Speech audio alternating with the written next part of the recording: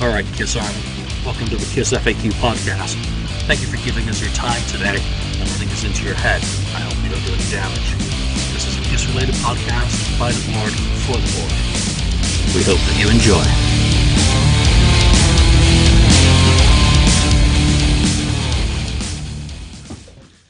Welcome to episode 166 of the KissFAQ Podcast. I'm your host, Julian Gill, admin on the FAQ message board, and it's just me and Ken today.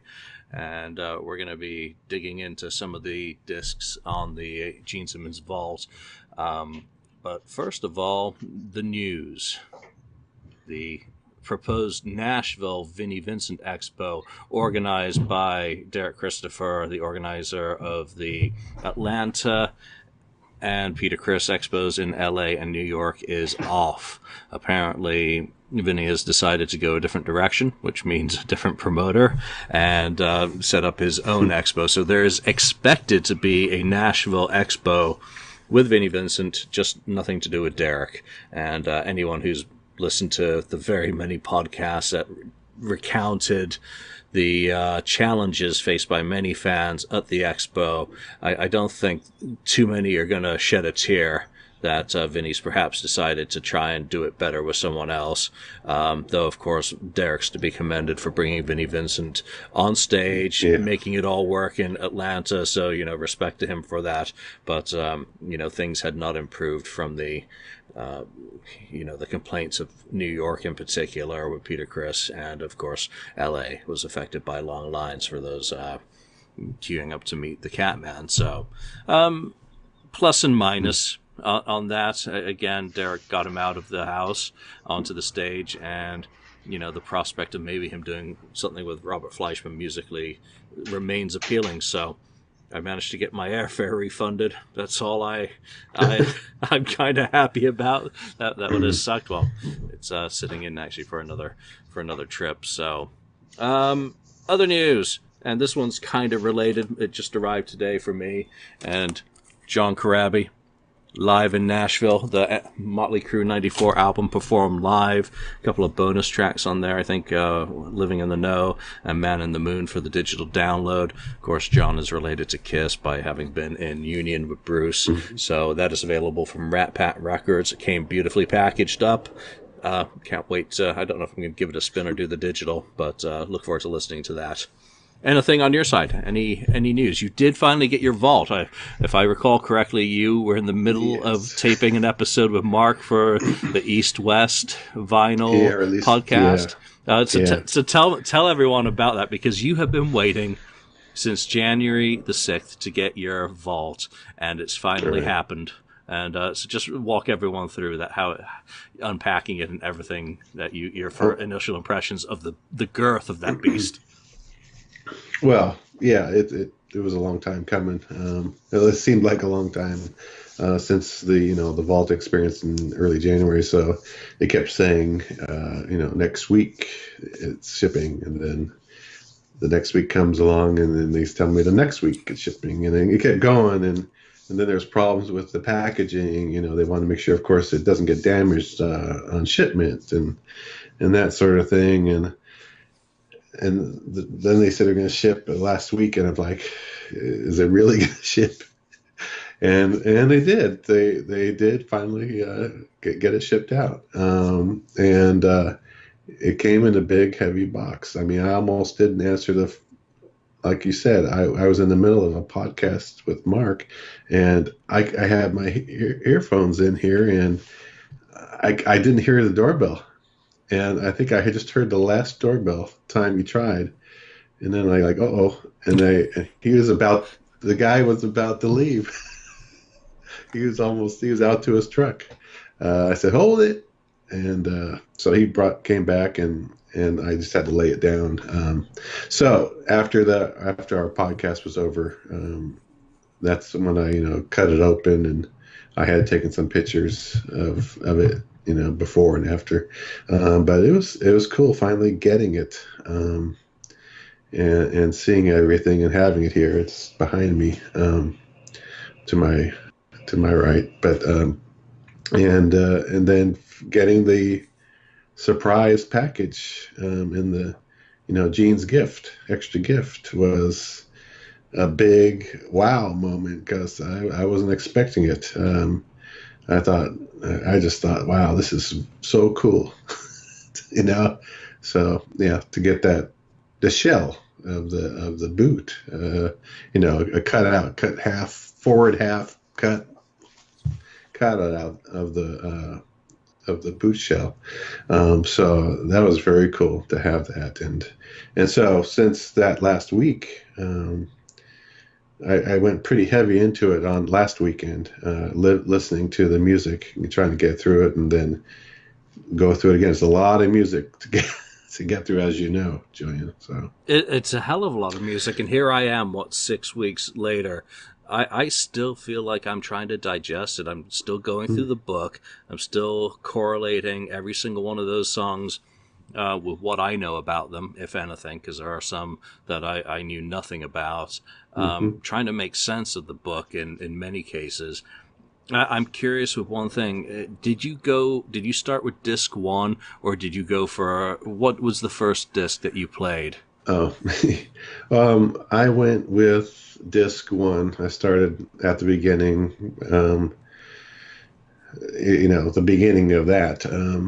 So I went to disc 1 and started and went through the book as the songs are playing. I read about Gene's take on each song, and who recorded it, or how it came to be, and that sort of stuff. So I was kind of following along in sequence of the disc order. So that's how I did it. Or as I like to say, when Gene thinks he recorded it and with whom he thinks he recorded it with, because that's true too. For a guy who says he can remember everything, no, not everything. No, yeah. There are certain songs in there that are definitely not on Rock and Roll Over, Gene, and it's in the book. But there you go. I'm guilty of making those sorts of mistakes all the time as well. So it's not just Paul Stanley who can introduce the song off a wrong album.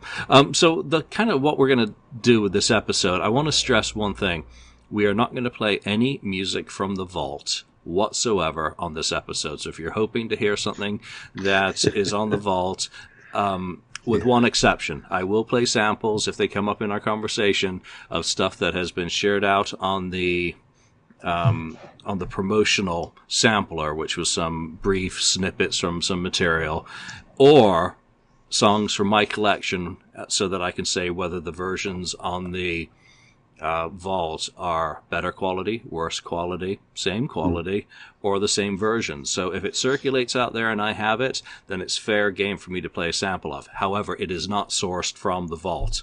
And I'm not going to punch in higher quality versions of this as I would, because, it gets flagged on YouTube. It's not worth the aggravation. Again, nothing is off the vault directly other than samples that have been shared promotionally by Rhino for this particular use. So why else would you put a B-roll clip out of snippets from a song unless you're promoting it, which, as we continue to discuss the vault in depth, is we're promoting it. So, Rhino, don't fucking sue me, all right? It's just not worth it. All right, so why don't we start with disc 1? And what was the format that I'd recommended? Your favorite 2 and your least favorite song off each of the discs. Right. So let's start with you. We've waited so long to be able to talk about music, Ken. Let's start with disc 1. What are your 2 favorite picks and why? Okay, my first 2 favorite picks are, and actually it was kind of hard too. I want to say that there's some pretty good songs on there, so it's kind of hard to pick a couple. But I went with, and it could change. I was flip flopping back and forth, but one of them is "Turn to Stone." I like that song. That one kind of reminds me of like a Rainbow riff he has in that. That's what the riff sounds like to me, like something Richie Blackmore would write, the riff. It has that kind of thing, Rainbow kind of feel.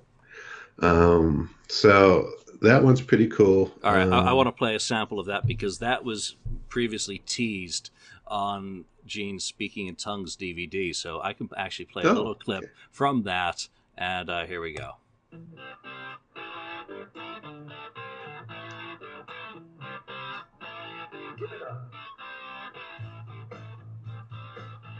See that riff? That's what it reminds me of. Yeah, there's some good lyrics on that one as well. I like the vibe of the guitar. It's a very mid-70s kind of feel to it, but it was recorded, I think, in 1993-ish. So Yeah, and they have a like the I like the little background that woo hoo hoo hoo kind of thing they do and during the song. I like that. I thought it's kind of a good touch. yeah, it's a really fun and catchy little number. That's the second track on the first disc. I want to ask Yeah. you, I don't know if you're going to pick it or not, but are you ready? Are you sick of that song yet? Because every time I've been on the website, it plays, and we've heard samples, and of course it was the download. I like the song, but yeah, I'm almost overheard it now because of like you said, it's everywhere, and it was the first song that he allowed as a pre-packed download, right? So yeah, I was kind of tired of that. I could have chose it. It's a good song. I'm surprised it wasn't on Sonic Boom, to be honest, because Gene and his anthems, that's a lot more of a kind of anthemic kind of song than he's done in many years. So so I'm tired. I'm kind of getting tired of that one already. So it's good, but it's not. I'm not gonna make it my favorite. All right. So what's your second favorite pick off disc one? Okay, my second one is "Hey You." And that song is, call outs, hey, you, and it's just a great song. It has a real good riff in it. There's a riff break in it too that at one point that I like that they do. But it's just another kind of catchy rockin' song. But that's kind of one that's grown on me pretty fast. So that was one of the songs co-written with Ken Tamplin, and I can actually play a sample of that as it was included in the B-roll. So there we go.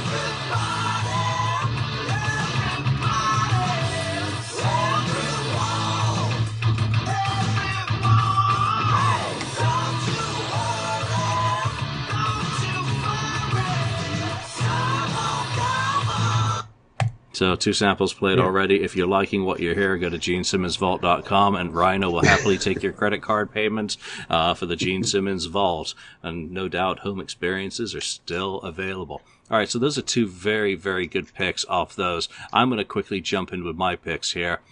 And I like one of those Tamplin compositions as well. And it's not just because it sounds like my name. Juliet is just to me, I get a really Living in Color vibe, and I never got into that band, but I just really like it musically, and again, it was included on the B-roll, so I'll just play a bit of a sample of that.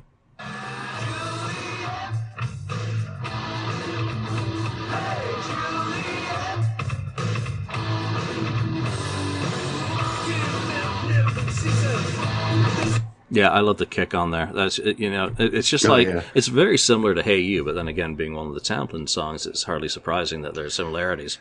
Yeah, that song that was almost one of my top 2 picks. It was very close. I felt myself when I wasn't even listening to it. I was hearing. It's one of those songs I'm hearing in my head afterwards a lot. So it's just so catchy. So yeah, that's a good pick. So disc 1 actually has quite a lot of really good stuff on it. Hand of Fate, which was released on SoundCloud in November in its entirety for everyone. Surprisingly, it's grown on me. I wasn't that impressed the first couple of times I listened to it, but it has grown on me, but it's not my second pick. That is I Confess, the demo for the Carnival of Soul song, because it's very different musically in parts, and I've always liked that lyrically and its subject matter, but again, the musical difference of the demo, I just really, really get into hearing a lot of the Carnival of Soul stuff on this vault, so I take that above some of the other ones, which might be a little bit surprising to some, and I'm sorry, can't play a sample of that. It is nowhere to be found.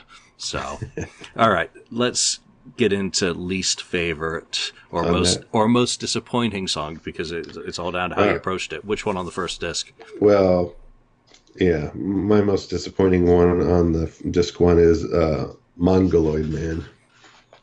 I don't know, all the hype about it and the expectations, like, Joe Perry being on it with Gene, and I thought, oh, this is going to be a great rockin' song, but it's just kind of a song that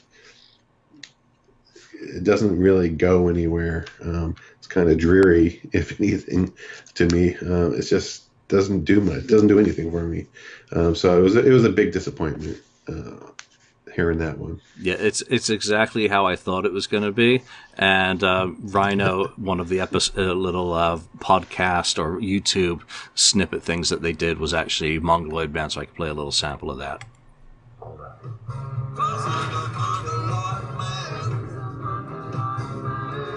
Yeah, and that's really enough of that.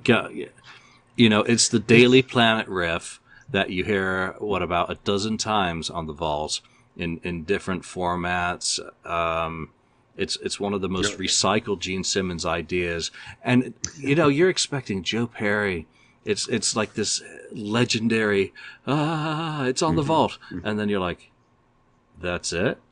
Yeah, it was a letdown. It really was that? So everything I'd heard about it came true. And I'm like, oh, okay, well, that is a letdown. It's no fantastic moments of Gene Simmons' musical career. It's just, it's there. So that was my pick as well for the biggest disappointment on that. There you go.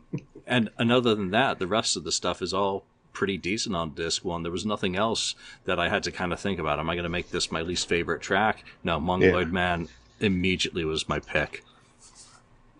I agree. All right, then let's move on. Let's move on to the second disc in the set. And again, we're not going to go into every single song here because we don't want to ruin the vault experience for people who haven't received it or piss Rhino off or Gene, either. All right, so let's get to your first, your favorite pick on disc 2. Disc 2, my first favorite pick on that one is Master of Flash. Even though it's a song that, Gene didn't write, but he had the, gumption or whatever you want to call it to buy it off of the writer who wrote it initially. It just has a great, cool thing going on. I mean, it's not the highest quality, which a lot of these songs are, high quality final recordings, but it just has that feel, and it has that, that David Bowie, right, kind of feel to it. That's just so cool. And even the talking part, it all works for me. It's just so interesting and different. So I think it's a great song. It's very grand. It's very kind of pompous and self-important, but in a brilliantly cinematographic kind of way. Yeah. It would have been perfect on Destroyer. With Bob Ezrin, maybe tweaking it a little bit. I can only imagine. Yeah. Yeah. So that was a song by John Montgomery of Street Punk, who of course Gene bought the song from, and the copy was transferred to Simmons or Aucoin in 1980. So definitely dates from the 70s. All right, what's your second pick?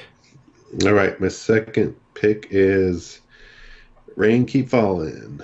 It's the 14th song on the disc.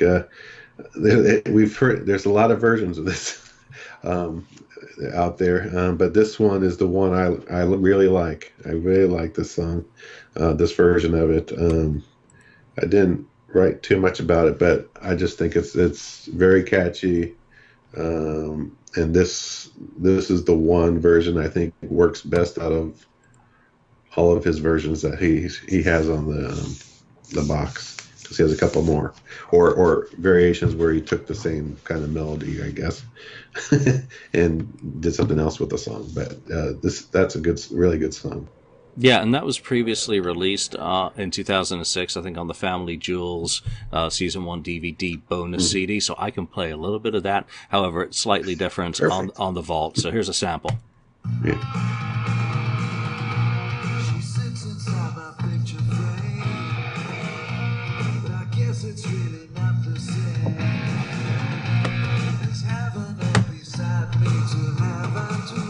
All right, so I'm not going to do the whole 30 seconds Sure. on that. And that was one of my picks as well as a favorite from this disc. I've always liked that from the moment I got that bonus disc way back. I didn't bother watching Family Jewels, but I sure as hell played that song quite a bit. I was very surprised by it. Very, very good Gene Simmons track, good vocal.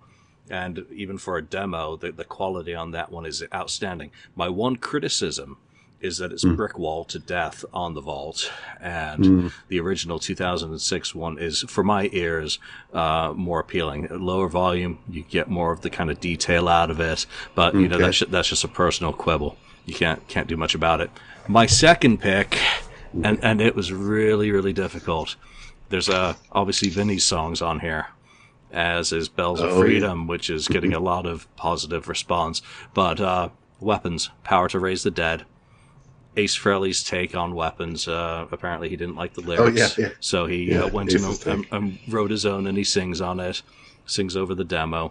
I just love it. It's aggressive. It's got a little bit of spoken word part, like that. I can't remember the name of that dreadful...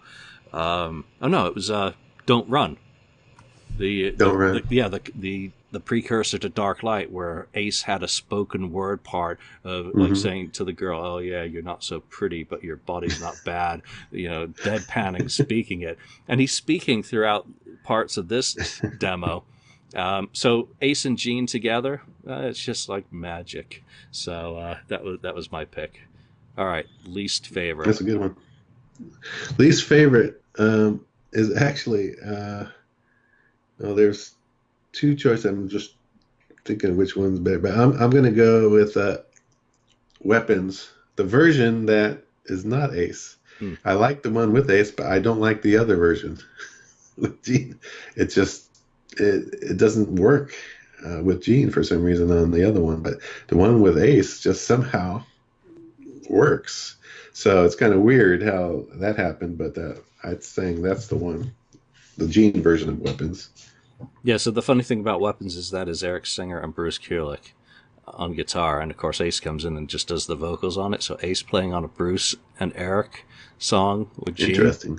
Yeah, that's kind of fascinating. I love, I'm going to disagree with your pick on that, but okay. That's one of the high points on Asshole for me. One of the few songs on that album I actually really like. But there you go. Okay, I got to pick a bad one on this, and I want to say Vinny's song, but I don't think people will let me. So I'm going to completely cop out and go with Bells of Freedom for one reason.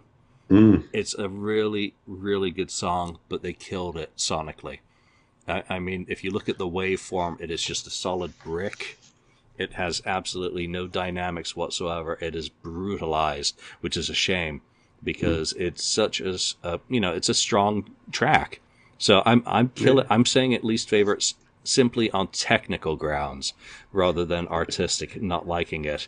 And I certainly can't say I like Vinny's song very much, but it's at least listenable. Yeah, well, I wrote a comment on that one saying that I said I like it, but I said it could have been on the Kiss album.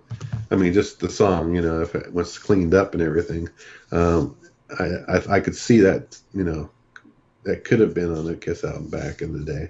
And I think it would have worked. Which one, Vinny's or Bells? The Bells. Yeah. Bells. Yeah. Totally. I mean, again, Gene in kind of anthemic. I mean, he's writing like Paul Stanley here. Big, catchy hooks and choruses, and doing very well. So, it's not a terrible song. So I just knock it out on a technicality. All right, let's move to disc 3. And next page. Yeah, this is a difficult one. And initially, when I got the Vault, I spent a lot of time listening to this disc, really trying to figure out, number one, what the hell, and number two, what the hell. So maybe you had a more easy time than I had. What are your favorite two off this? It's hard, but I put one of them is Hell or High Water. I think it's a great song. great. What Crazy Nights could have been, you know. It's just more raw, and which is what it should be, you know, not all that, you know, sugary coating on it, like Crazy Nights. So, because that kind of just took the song down, as far as I'm concerned. It's a great song, well written song, and in this form, it's pretty darn good. I like it.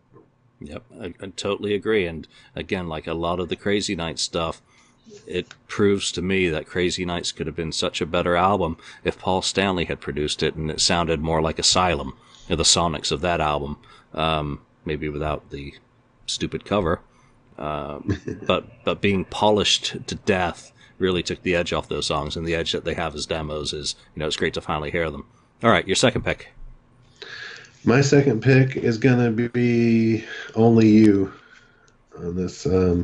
It's kind of a version that's different, of course, from the Elder, a little bit different. But I just like it because I always liked Only You anyway. I guess maybe I kind of favor that song. But this one has more like that's keyboards going on in it, I think, right? I heard some in it, and it said interesting drumming. And I'm wondering who was drumming on this, because it sounded to me like he's saying that they didn't come in to help him on this song.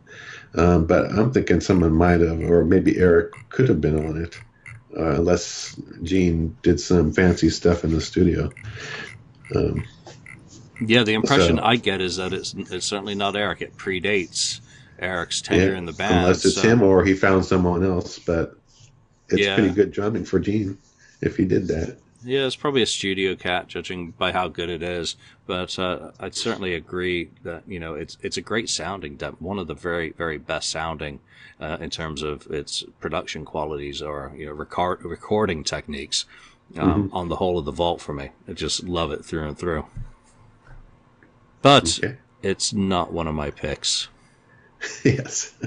So what are your two picks? I really feel I've got to go with one of the Edward Van Halen guitar songs, even if Christine 16 is blah. It's like, okay, that's it. Okay, it really does sound like that on the solo. That's all I get out of that one. Tunnel of Love was, really? Okay. But on Have Love Will Travel, he's letting fly a lot more, and you get that very young Edward Van Halen just all over the fretboard, no restraints. He was told to keep it simple, keep it Ace-like for Christine 16, but I guess on Have Love Will Travel, he was just able to be much less restrained, and it makes it more fun. Then you suddenly go, okay, that's the Van Halen demos with Gene Simmons, and finally you get to hear them. And that one of the three for me, everyone's going to get something different out of them when they hear them. But that for me, I was like, okay, that's great. I'm glad we finally get to hear that. Number two, and it's tough. This is really, really tough, especially with the mix of stuff off Crazy Nights, off Asylum, off Carnival of Souls, all mixed in. But I think I'm going to have to agree and go with Only You. It's just beautiful. It really is stunning, and you can't even play any sample of that. It really is one of those extremely high moments. And the last track on the album is Am I Losing My Mind, which is yet another version of Only You with a different chorus. So you get plenty of kind of taste from the Elder. And again, any Elder stuff included on any Kiss release that I haven't heard is awesome. So yeah, I'm happy with that pick. Least favorite. What didn't work for you here? Ooh, okay. Let's see. Let's see which one. I marked a couple. I think I'm gonna go with. Am I Losing My Mind? Oh, and that was Only You with but it had a different chorus, and it just didn't work. I thought, nah, get rid of that one because I like the other one, Only You, that he did earlier. So, that one, it didn't work. Different chorus. It messed it up to me. All right. Well, people are going to be a little bit. Well, I nearly had "Live Fast, Die Young" as one of my least favorite songs on this album. On a technicality again. On a technicality? Yep. Because it's the wrong title. They have it listed as "Trial by Fire." And I'm like, Oh yeah, yeah. No, it's not. It's "Live Fast, Die Young." That's the original name of the demo. All going back to the '80s when they were talking about the album. They always said that, that's what it was originally called. So they should have called it that on the vault. But that's just me being, an idiot, or Julian, or the same thing. But I can't pick something off Asylum.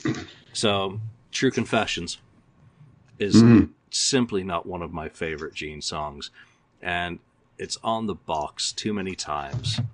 There are some of those that simply should not have been included, and this is one of them. Everything else, even Mad Dog, which was issued on the box set in 2001, and here it's a different master, I prefer that. I just do not like True Confessions.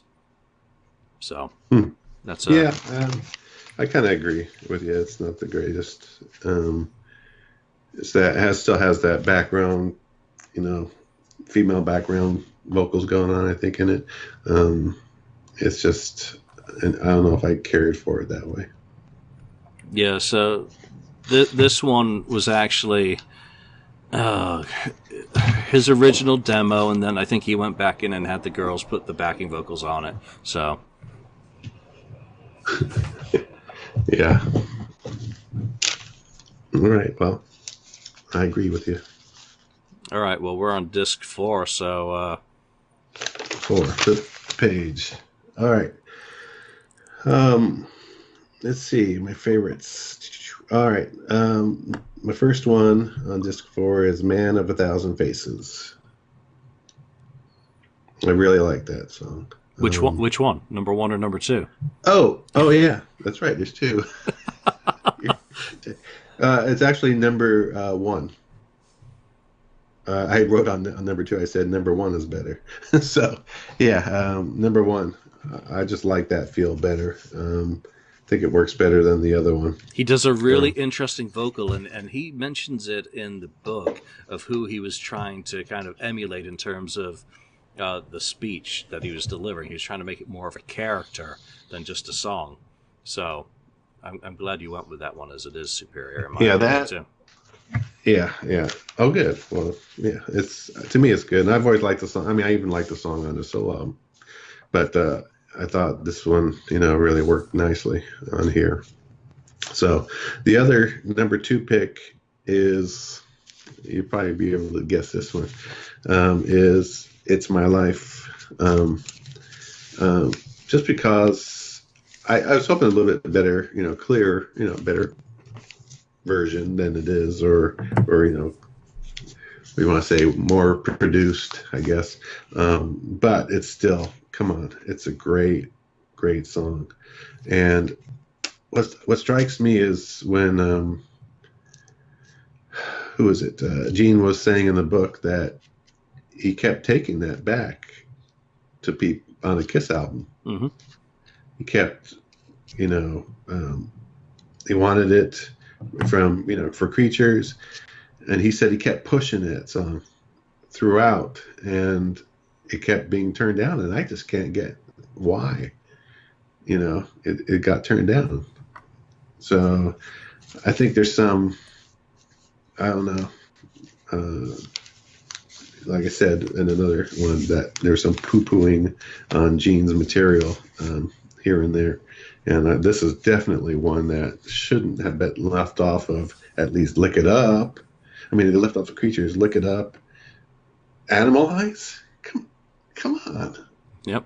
You put his other stuff, Gene's stuff, on there, and not this song? You're telling me those other songs are better than this song? No. Who produced that album? Yeah, Paul produced it, I think.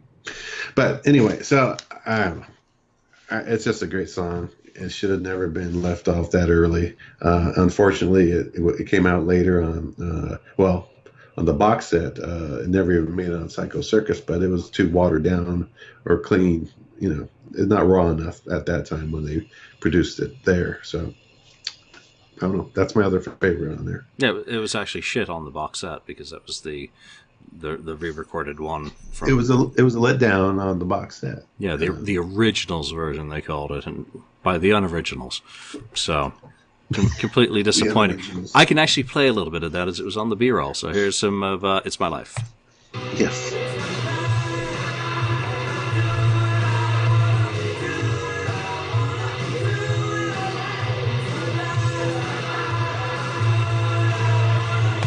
Just in case you've been living under a rock and have never heard the greatest Kiss anthem to never be a Kiss anthem, yeah. Yeah. All right, yeah. So this was a very, very difficult disc for me, more so than the third one. Yeah, it's a difficult one. Because it's got some 78, 77, 78, and 79 stuff. My number one favorite song off this is Charisma. And it is simply because of Craig Smith and his Charisma cover, which was just a precursor. Now we find out that his delivery in Nashville at the Rock and Pod Expo last year, at the jam session afterwards, is actually not that far off from the demo. So, can't play any of that. I just love the demo. It's just so quirky and character filled. It had me smiling, and all I could see was Craig on stage, and I'm hearing Gene's version, and I'm seeing Craig on stage, and I guess you got to be there to really put the two together. But you can go on YouTube and find Craig's cover that they did in Nashville. Number two is much more difficult because while you've got "It's My Life," sonically, it's a pinch better than what was the best of what's out there that I had. It's an improvement, but it's not as good as I was really hoping for. But it's not far off. So my second pick on this has got to go with "Going Blind, Little Lady," which is just absolutely epic. We've heard about it. To get to hear it finally, that was a real treat. Very pleased to finally get to hear that. I think it's 1969 or 1970 with Brooke Ostrander on piano. Or maybe I'm wrong there. I can't remember off the top of my head.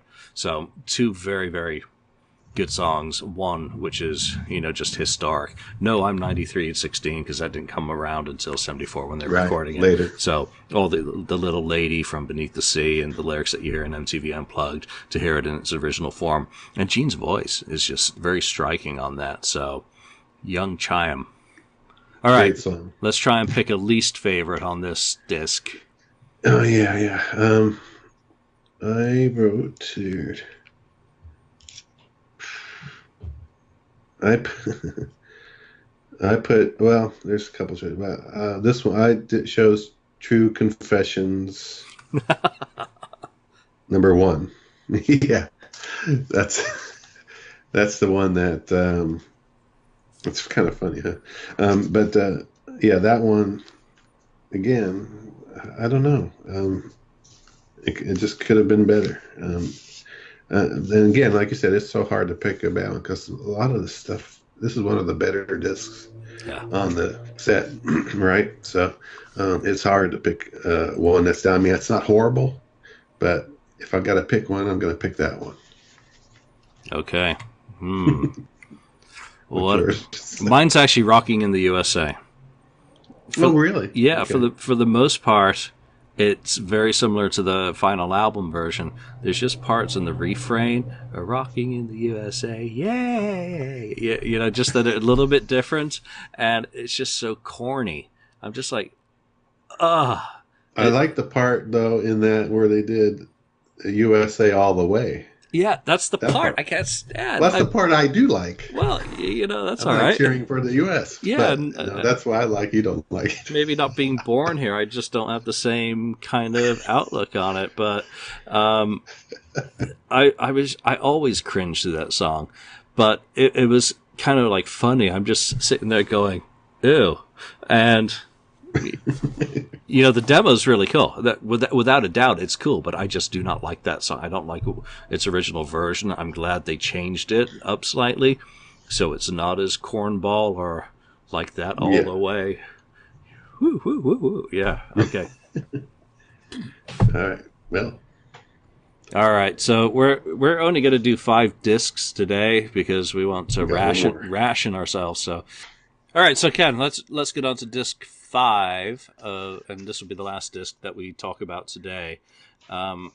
This was a difficult one for me. We get into more of the eclectic side of Gene Simmons, which means there's a little bit more to kind of ponder. I want to say one thing, though. Neither of us is allowed to pick the writing session with Bob Dylan as our least favorite track on this disc. I didn't. Okay. I didn't. I'm just saying that to keep myself then from picking that because that would have been cheating. It would be a total cop-out. All right, so what are your 2 favorite tracks on this one? All right. My 2 favorites on this one are Always Near You.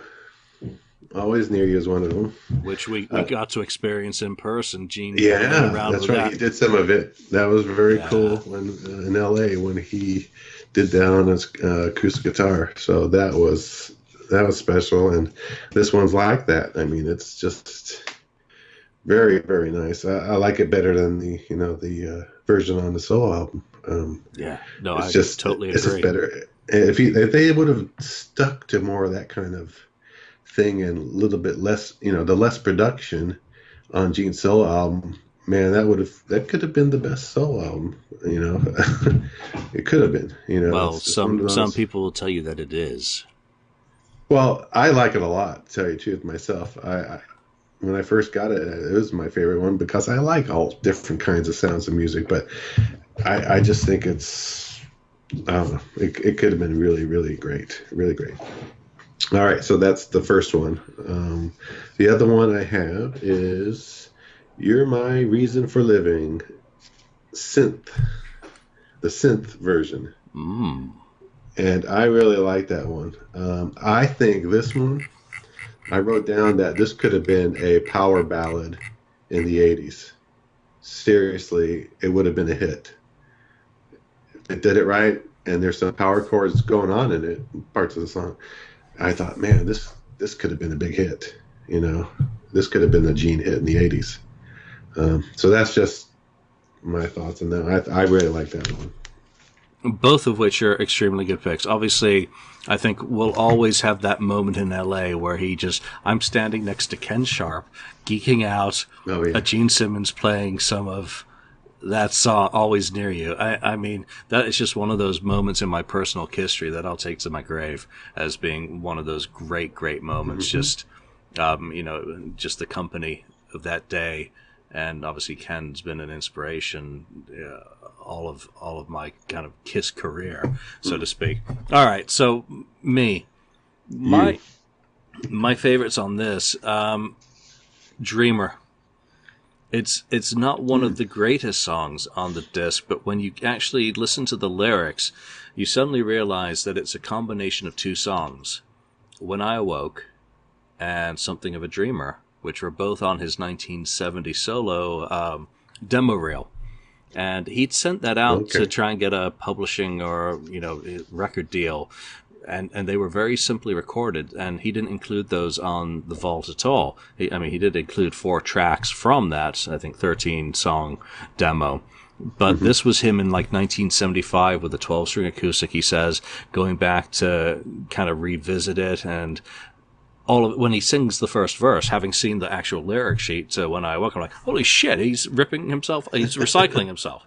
He does that. And then he goes into the other part of Something of a Dream, and I'm like, wait, that was on the reel as well. So it's almost like you're getting 3 gifts. You're getting Gene in the mid-70s with a acoustic, playing a sweet and sentimental ballad, and then you suddenly realize that it goes back to the earliest part of his musical career, 1969-70, and it's some really old shit. So I'm like, as a historian of sorts, and someone who appreciates the history, and it's gone through all the demos and whatnot, I've got to pick it, regardless of there maybe being other stuff on there that is just as good. Number 2 is where it gets difficult, because the rest of it, Always Near You's absolutely insanely good, and I'm just gonna have to pick that. As much as I love See You Tonight, and for the same reasons, again, just the dynamic difference between a fully produced version and the demo. There's much more artistic kind of honesty in that original version that you can never capture once you go back into the studio. They call it demoitis when you go into the studio, and you're trying to recapture that feel or the energy or that moment, which you just never can. And it's exactly everything that you said about Always Near You. It's just absolutely stunning. It's great. If you are an aficionado of Gene Simmons' solo album and you're on the fence about The Vault, I will say his demos from that album, even the god-awful True Confessions, are really, really, really good. Without a doubt, they're worth the price of admission. Just that one itself for me. So, all right, enough gushing, Mr. Gill. Now we have to try and pick our least favorite off this one. Ooh. All right. Let's see. It's down to a couple here, maybe. I think I'm going to say Everybody Wants Somebody. That's going to be my pick on that one. It was kind of a hard pick. Like you said, it's not easy. So, but that's the one. I don't know. That one for now doesn't do anything. I just wrote it's okay. If I write just okay, it's like I can take it or leave it kind of thing. So that's the one that I can't remember it right now. Yeah, so, mine is going to be one of the versions of Now That You're Gone, and I can't remember which one it is. That was my other possibility, is this one or that one. Number one or number three, or number three was the one that would have been my other choice. Or is it number two, Synth? I mean, there's three versions on this disc, and there's the version that you've heard on. Was it on the Kiss box? Yeah, two I wrote is pretty good. Three I is one of those okay ones for me. Yeah, so there's one that's just got too much heavy stuff on top of it, and I think the quality wasn't there. Again, I just haven't marked down which one is which yet on it. There's too many on one disc. The problem with disc 5 is you've got the 15 minutes of Bob Dylan writing session, which I have to edit that out of my playlist because it's not anything I want to hear more than once. Oh, okay, I haven't even listened to the full thing yet. I just don't care. Interesting, but no, it's not the same as, say, if they had a video camera running and you were watching that. Oh, that would have been great. Then you've got context. Then you have faces. Then you have scenery.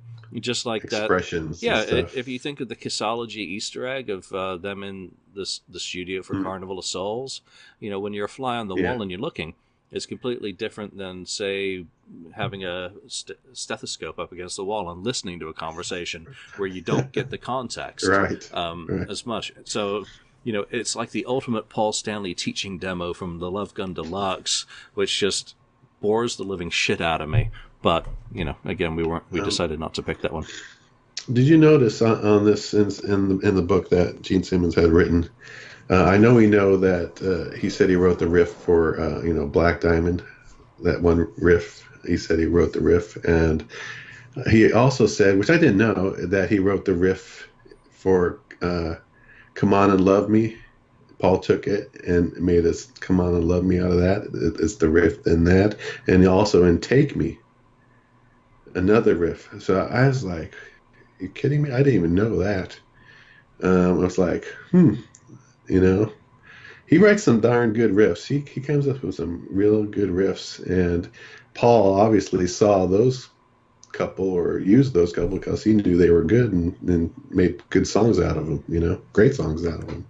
Yeah, I wonder what Sean Delaney would have said about all of that with particularly Take Me, which he had said he wrote. Yeah, who knows?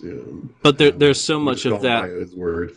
Yeah, throughout history, so to speak, of who wrote what. I mean, there's stories about Stephen Coronel writing more of She than he's actually credited for. Possible. Yeah. At this point, the book. What did you think about the vault and its packaging and the book itself? I mean, are you getting a lot out of reading these stories and getting a kick out of them, or are you finding them a little bit lacking? I was hoping for dates, studios, players, and studio cut sheets and union sheets and all that sorts of stuff. I would have liked to have seen more of that stuff. I mean, I like seeing, of course, the lyrics, the handwritten lyrics that he puts on there. But as of dating some of the material and maybe for sure who played on some of the songs, there's something lacking there. And I would love for them to still maybe put out a download from the Gene Simmons side of the real chronological, if they can, song list in chronological order, so maybe we can get a better idea on some of the stuff. It's a suggestion out there. If Keith, you're watching, but probably not. But no, he's saying you again. No, I blocked you out. Troublemaker who wanted his thing shipped. But stuff like that. And like you said, more studio information, and maybe what studio he was at for some of these demos. Of course, some of them there was probably no studio, but a little bit more detail would have been nice, I think. In the closet at room 64 at the Holiday Inn. Yeah. But I don't know. It's still good. I mean, it's still good that he remembers as much as he does, I guess, even though some of it may be fuzzy or he remembers it differently than it really, maybe it really was in some cases. But detail would have been a little bit more detail. It's still a nice book, though. I can't complain too bad. All right. Before we wrap up, of these first 5 discs, what is your favorite and your least favorite out of all those that you've just picked for me? My favorite disc? No, your favorite song. Pick the one off those first 5. Oh, crap. Yeah. Really? Yeah. You got 10 to choose from. Wow. I could make it easy and just say, it's my life, but I'm not going to take an easy way out on it. I'm going to say, it might be Hey You, or it might be something like, I like Master Flash. Gee. I mean, it's hard, and that's why I wanted to spring that one on you. I wanted to really make you squirm. There's a lot. I'm squirming because it's tough. It really is. And I didn't even think about that wasn't. There's a lot of good stuff on here. I mean, if you're thinking about it, buying it, somebody out there, there is a lot of good stuff out here. I will happily sure. It's say, it's not final production quality as on album quality on everything. It's demos, right? But they're really good. A lot of good songs. All right, I will pick one, and Charisma, because it makes me smile. Which one? Charisma, the demo. Oh, Charisma, yeah. Just because of the smile. I like that song anyway. The smile. And as for least favorites, again, it's the same sort of boat that I think Mongoloid Man as the biggest, the biggest disappointment. Yeah, I agree. Just expecting something so grand. All right, so that's the first 5 discs. We haven't gone song by song. You're just going to have to read my song stories, which are up on the FAQ website. I'm slowly working my way through. I got stuck on... I'm still on disc 5 because I've had a very busy couple of weeks, but I will get back into writing up more of those and trying to get some of the consistency errors fixed between, what we know about them. But...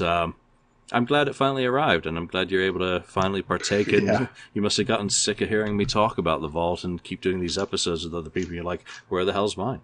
Where the hell's mine? Oh, yeah. I mean, there had been, I don't know how many Vault experiences already, and all these people were getting their Vault and got their Vaults and stuff, and I'm like, okay, this was supposed to be shipped to me early January, and it's like, come on, get it to me.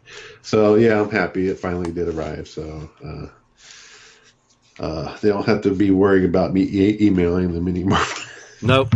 So now. it was worth it, the wait then, which is, I guess, the key. It is worth the wait. And since I can still do KissFAQ podcast episodes about it, all is good. And we'll have one more episode in on the vault when we do the rest of the discs. All right, let's leave it there for today. Ken, thank you for joining me as always. And thank you everyone for listening. If you do like us, do hit like on YouTube and then click on the subscribe button so that you get notifications on YouTube when we upload new episodes. And we do sometimes upload some other stuff other than episodes. We appreciate you listening to us. Give us a review on iTunes or wherever you do listen to us, or join us on the FAQ or Facebook and chime in on the topic that we've discussed today. What are your two favorite songs off each of the first 5 discs, and your least favorite song off each of them as well, if you purchased the vault. And if you haven't, well, I'm dreadfully sorry. But check out some of the samples that are available on the Kiss Monster discography page for the vault. Everything that I am able to put samples for, I have, I think. And if not, you'll tell me. All right, so thank you for joining us, and we will see you next time. But for now, from Ken and myself, goodbye. Thank you for spending time listening to the KissFAQ podcast today. All sales are final. There are no refunds. If you'd like, look us up on Facebook or come over to the KissFAQ message board and discuss the topic we broadcast today. Don't forget to rate us on iTunes, Spreaker, or wherever you've listened to the show. We hope you'll join us again.